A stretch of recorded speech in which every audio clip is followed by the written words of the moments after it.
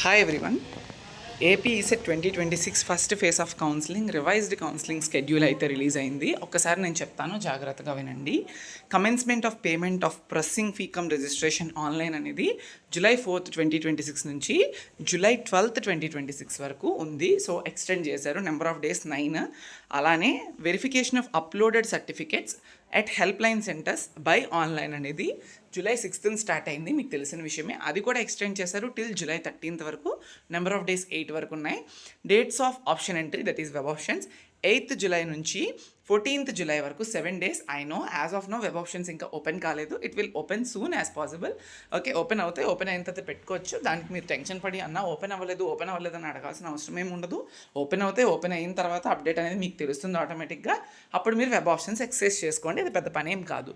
Okay, ఎలా web options పెట్టాలి, web options strategies ఎలా ఉండాలి అని 2 వీడియోలు చేశాను. డిస్క్రిప్షన్లో పెడతాను, లింక్ అనేది చూడండి.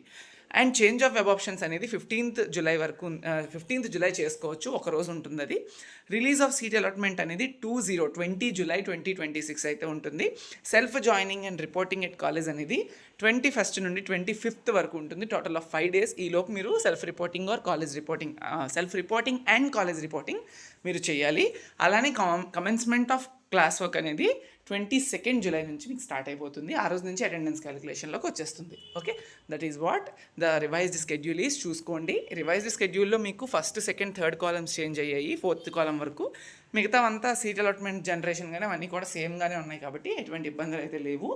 వెరిఫికేషన్ అవ్వట్లేదని చాలామంది అంటున్నారు కదా.